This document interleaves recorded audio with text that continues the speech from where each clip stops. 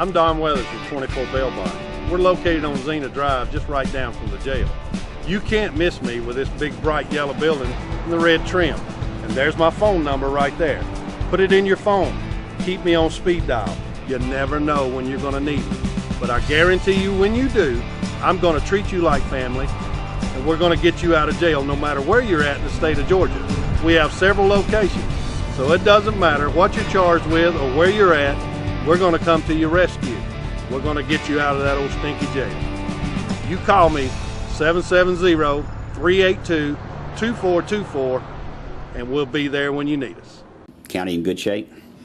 County's in good shape as far as law enforcement goes. We're a little short-handed. We're hiring right now, so if you know anybody that doesn't have a criminal record and wants a job, just send them to see me, because we're hiring into the jail. If you've got road experience, we'll look at you and maybe hire you straight to the road. Things are going well. We've got some good applications now. Commissioner Taylor, when he bumped up the starting pay for the deputies, it really helped us as far as our recruiting stuff goes. I wanted to ask you about concealed weapons permit. Okay. What are the rules on it? Can anybody get one? You can go to the probate judge's office. It's a one-stop shop. You go there and they fingerprint you and they take all your information, run your background check, and send it off to the state, and the feds will do a background check too. If you're not a convicted felon, you're eligible to get a carry permit, and it's my advice for everybody that doesn't have one to go get one. Now, if I can buy a gun, does that guarantee me being able to get a concealed weapon permit? No, not necessarily. You can buy a gun if you had a dishonorable discharge from the military, or if you've been convicted of family violence and it was a bad situation. You could possibly be turned down for your concealed carry permit. You could possibly also be turned down to buy a handgun. Now, if you don't have a concealed carry permit and you go and try to purchase a handgun, you may be approved to purchase it, but you will have the waiting period while they do all the checks and all the balances and things like that now. And you can get a shotgun or a long gun the same day. Now, if you have a concealed permit and you go to an establishment that sells firearms, with your concealed permit and your driver's license, you'll be able to walk out the door with a handgun that day. So my advice is, I'm a Second Amendment advocate. I'm a firm believer in our Constitution and our Second Amendment. I defend it till the day I die. I want everybody who can legally own a handgun and have a carry permit to please go and purchase a firearm to protect yourself and your family. I'm hearing different things on the internet or on Facebook about concealed weapons, and if you're pulled over by a police officer, and how to handle that. How do you handle that? Well, see, here's the thing about carrying in your vehicle. You do not have to have a carry permit to carry a firearm in your car. It's like they consider it an extension of your home. Now, there are some rules to carrying a firearm in your car. If you have it in plain view, that's legal. But you need to remember the two-step rule. If it takes you one step of opening the glove box and reaching in and getting your gun, that's step number 2. Two-step rule unless you have it in plain view. You cannot have it under the seat. You cannot have it in the pocket of the door. That's against the rules. Now, if you're pulled over and you have a firearm in plain view, my advice to you is keep both hands on the wheel, and when the officer steps up, say, "Officer, I'm here, I have a concealed permit, I have a firearm right here on the seat beside me."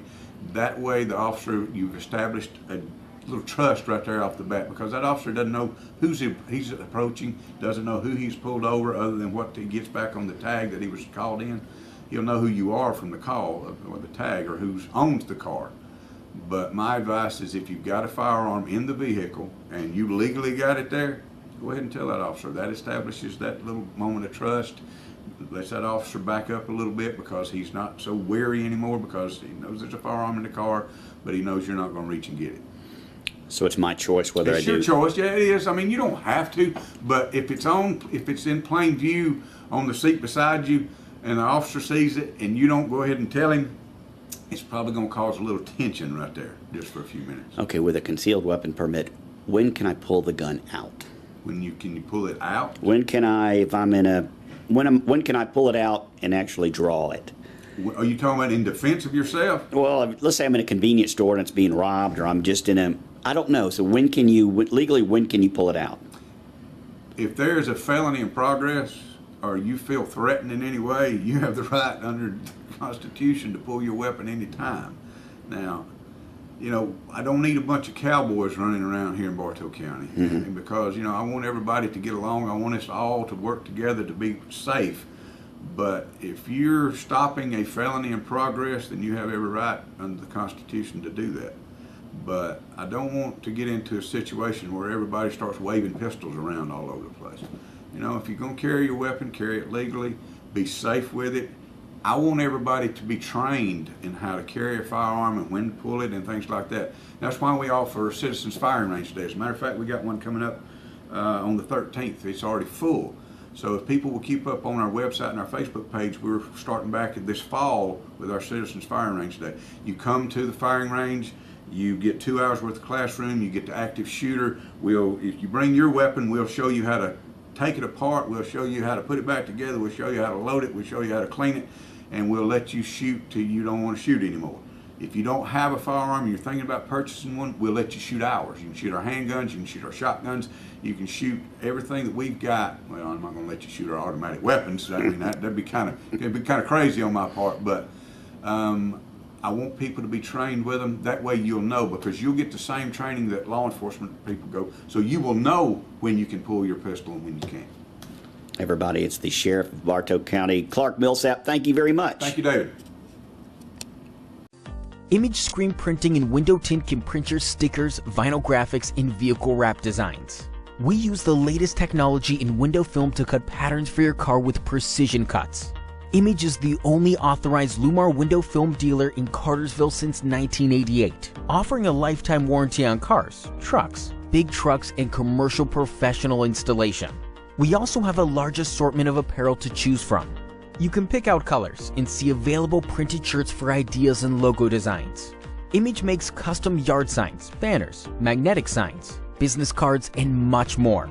Call us 770-386-0025 or come visit us at our new location, 301 North Tennessee Street in Cartersville, right next to Weinman Stadium. Go Canes! Hi, I'm Don Weathers from 24 Bail Bond. We're located on Xena Drive, just right down from the jail.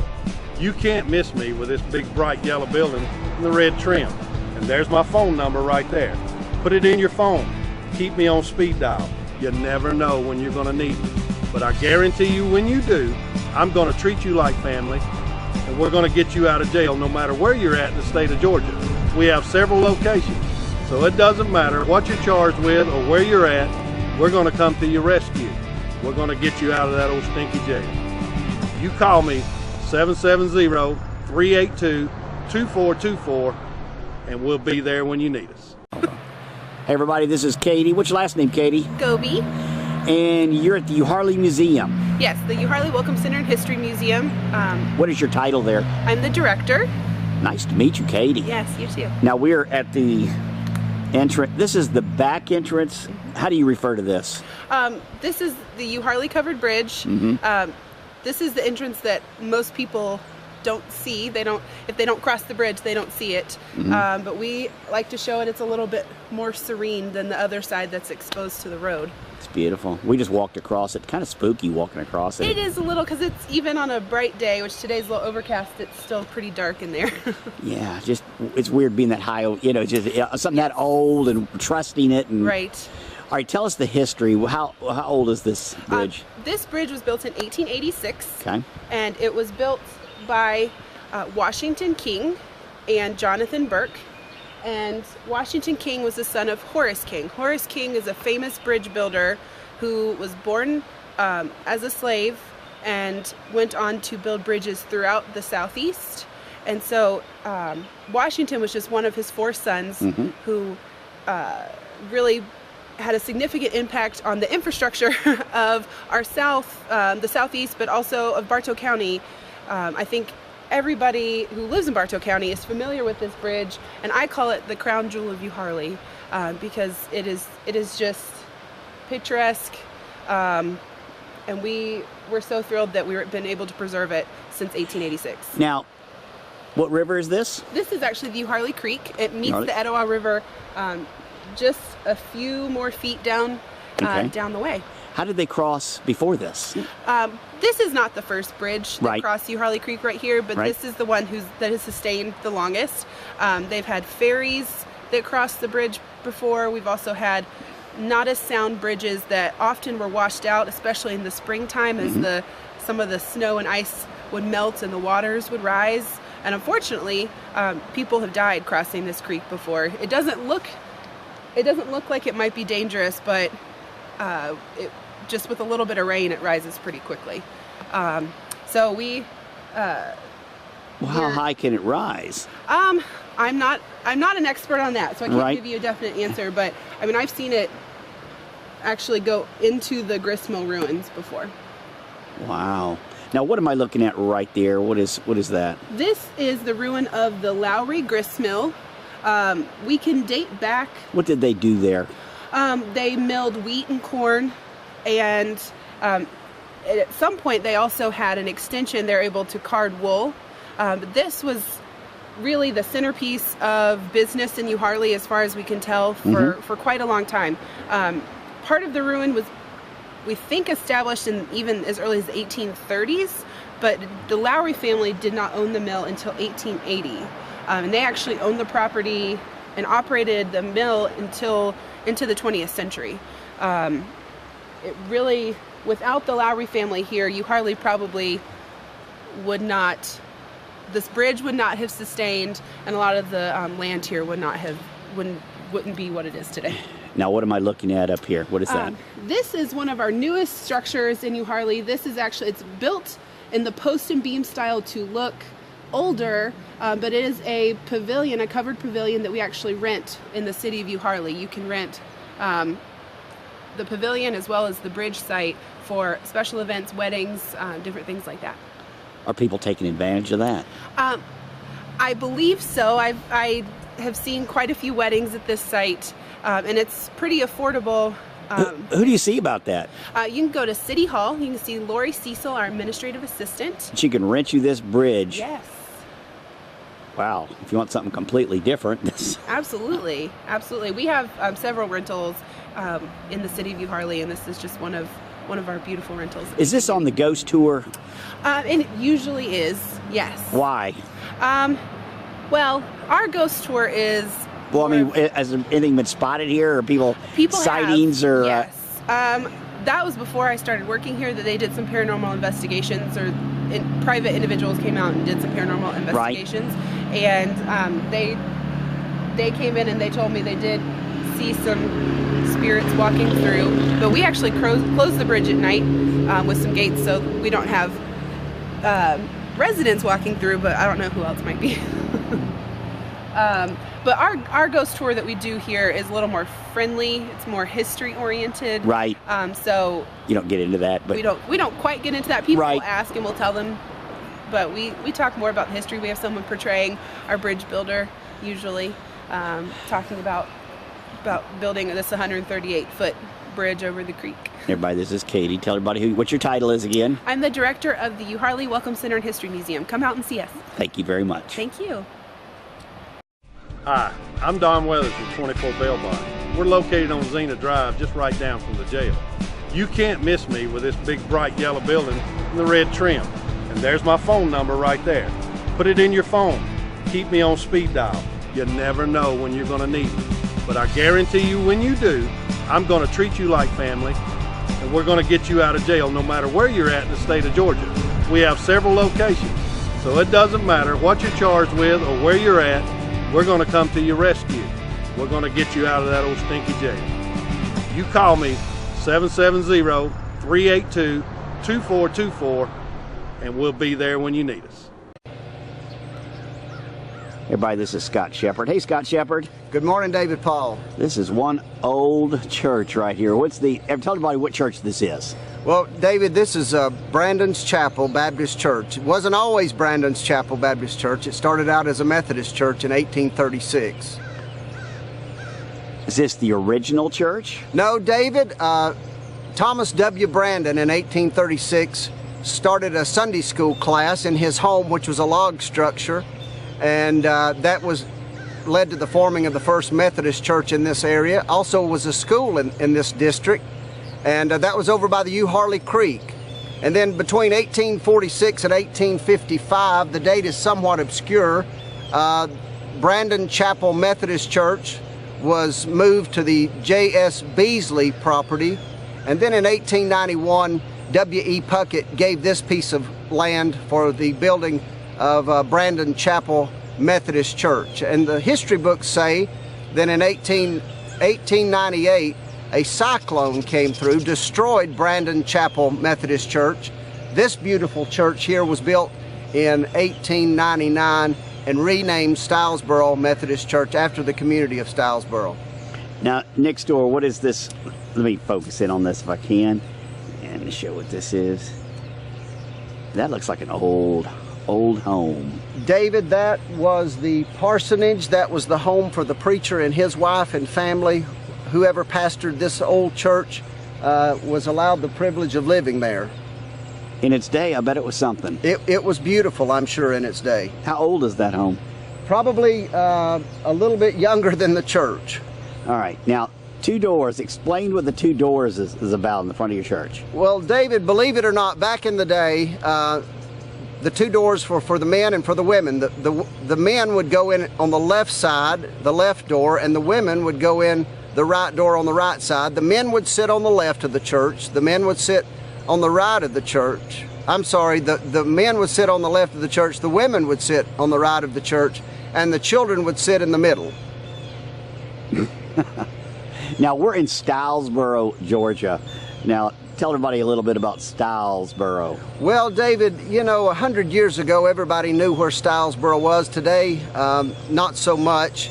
The Stilesboro Academy is a mile from here, and Stilesboro, the community, goes 1 mile in every direction, north, south, east, and west from the Stilesboro Academy. The Stilesboro Academy was built in 1859 at a cost of $5,000. And when Sherman and his troops, about 26,000 troops, marched through here as he was burning all of Georgia on his march to the sea, when he went into the Stilesboro Academy, he was prepared to burn it, but he saw written in Latin over the door, to God and country, and that he remembered that was the motto at West Point and spared that old academy. And so the community of Stilesboro is 1 mile north, south, east, and west from the Stilesboro Academy. And you do not have a grocery store. We do not have a grocery store, David. Do you have a gas station? We have a convenience store. You have a convenience store. Yes, sir. Is that it? I mean, that's about it. But people are happy out here. They're happy. And you're 10 miles away from a grocery store or whatever. And we're right across the street from a working cotton gin. A working cotton gin. Wow. Well, let's show everybody inside.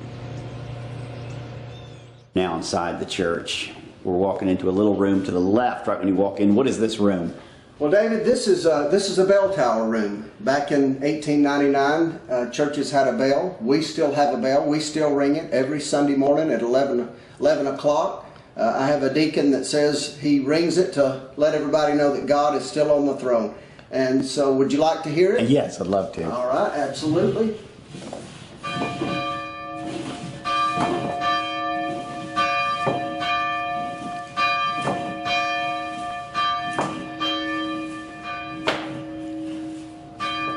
We had some work done on our steeples, and a man shimmied up there and took a picture of the bell, and it says Bullseye Bell Company 1893. So it's an old bell. The original bell. The original bell. Okay, let's walk into your church here. Now this to the left here is where the men sat. That's right. Right here. Children in the middle. And women to the right. How many can you fit in here? You know, David, I would say between 150 and 200. Beautiful stained glass windows. Original. Original. From 1899, someone told me that these windows were probably more expensive than this whole building and the property that it sits on. Now this is a Baptist church. Baptist church. This church was founded as Brandon Chapel Baptist Church, February the 18th, 1997. We are a part of the Bartow Baptist Association, which is a part of the Georgia Baptist Convention, which is a part of the Southern Baptist Convention. So we are a Southern Baptist church. Now, you told me earlier, you said that's up here on the left side was the Amen corner. The Amen corner. Amen corner. Amen corner, David. To the left, up front, men would sit and they would amen the preacher when he said something that stirred them. Was that normal in a church back then? It was. It really was. There was an amen corner. An amen corner. Do you have an amen corner? I do not. I would love to have one. Can't start one. Can't get a bunch of volunteers. Or okay, this looks. I can't. Any ghosts or anything in here? You hear any noises or anything? Or? No, sir. No ghost. Everybody, this is Scott Shepard. Thank you very, very much for giving us a tour of your church. Thank you, David Paul. God bless you. Everybody, this is Tim Garto. Hey, Tim Garto. Hey, David, how you doing? I'm doing good. We are in Treasure Chest right now. Tell everybody, what is Treasure Chest? Treasure Chest is a consignment store that we do mostly furniture. We also do new furniture. You just never know what you're going to find here because people show up with some of the weirdest things. Some of the strangest things. Can you show us around a little bit some of the cool stuff you got? Come on by. We got dining room tables and stuff for your dining or kitchen area. Got a full selection of sofas. We got recliners, bedding, mattresses, beds, full bedroom suites. Is this new and used? New and used. We also have rugs starting at $79 for a 7x. Let's walk over there. Let's walk down here and show. That's some good looking furniture right there. We have a great sofa set on closeout starting at $4.99 for sofa and love. Wow. When I say unique, you just never know what you're going to find. It can be some kind of crazy looking stuff that you find here. That's beautiful. We've got rugs, like I say, starting at $79 for a 5x7. If you like pink for the little girl's room, we've got blue for the little boy's room. Are these all new? These are all new. Okay. And for your Harley fan, we got the motorcycle. Now you have consignment here too. Right. Now explain what is consignment. Consignment is when people get tired of what they've got and want to get rid of it. They don't have a good way to do it, so they bring it to us. We sell it, and we split the profit with them. You have a big store here. There is a lot of. You got a lot to choose from. Now you've used wash machines, We have dryers. washers, dryers, refrigerators. About the only thing we don't do used is clothes and mattresses. So if somebody wants to set their home up, but they don't want a new price, they want used. Come see us. And we can take care of them. And you have new stuff all the time, right? We have stuff that literally comes in every day. We just never know what's going to come through our door on a daily basis. Tell everybody where you're located. We're located at 927 North Tennessee Street in Cartersville, Georgia, right off of 75, about 40 miles north of Atlanta. Tim Garto, everybody. Treasure Chest. Thank you very much. Treasure Chest Outlet. Thanks for stopping by Treasure Chest. We're out here at Etowah Indian Mounds. This is Keith. What's your title here, Keith? I'm technically the curator.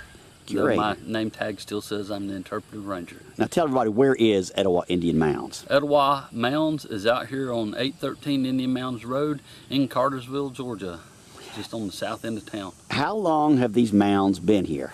The oldest that we can tell, this particular mound set started to be constructed around 1000 AD.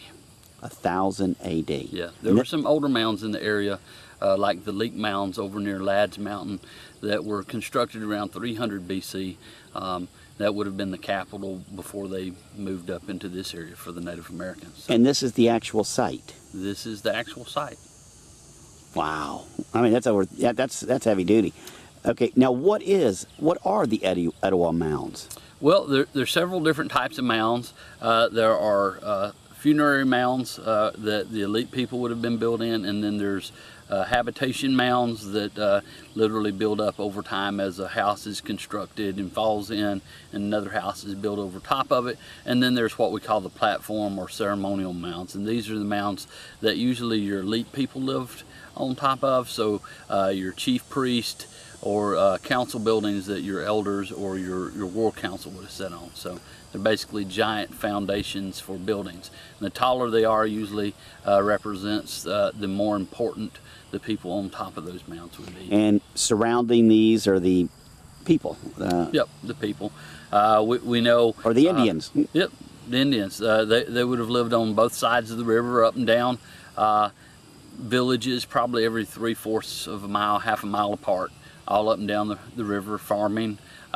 Fish traps that we see all up and down the river would have been where they were harvesting fish to eat, but they were also harvesting the fish as a way of producing fertilizer. They literally were the ones that come up with the idea of putting fish meal, you know, in your fields to help the plants grow. They would take the parts of the fish they didn't eat and bury right there in their corn crops, and that would produce a lot of nutrients. They live in teepees, or how did they live? They actually lived in houses that we call wallendaub huts, or trench houses.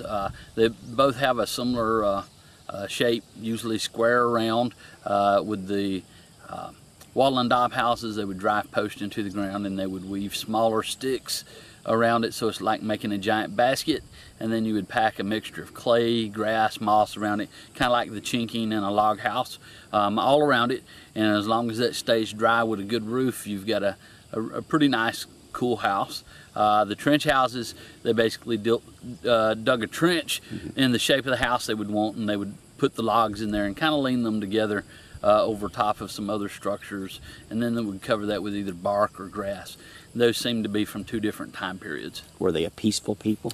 Well, they had two chiefs. One was a peace chief and the other was a war chief, so they were peaceful part of the time and warlike part of the time, and it's probably both going on at the same time with different villages. What happened to them? Well, we know that Hernando de Soto come through the area in 1540, and a lot of his people off and on through the area were sick. We actually know that he left a member of his party that was very sick to the point he was about to die up in a place that's called Coosa or Coosawati. That would have been at a site about 40 miles north of here. He traveled through this area in August, so actually about this time of the year. There was a huge flooded area. The river was flooded. He stayed here for about a week, and the best we can tell, not too long after here, people got very mad at him, and so basically they chased him down. But as far as what happened to the people, they seem to have caught those diseases that he brought through, and then that of course in some cases destroyed the political system, and then you have infighting within the Native Americans trying to gain control. We really are not sure exactly what happened, but by the time the next explorer come through about 20 years later, this site doesn't even seem to have existed. So it seems to have been abandoned by about 20 years after De Soto come through. Is it haunted? Some people in the local area think it is, but the Native Americans, they've come out here and every time that we do archaeology, they do some ceremonies to put the spirits at rest. So shouldn't be haunted. This is Etowah Mounds. That's Etowah Indian Mounds or Etowah Mounds? Either one. Different people have referred it to different things. This used to be, of course, called the Tumlin Mounds up until the time the Tumlins sold the property in 1953 and the state bought it. So it's either the Etowah Indian Mounds or the Etowah Mounds. And everybody's welcome out here. Everybody's welcome. All right. Keith, everybody, thank you for joining us. Thank you very much.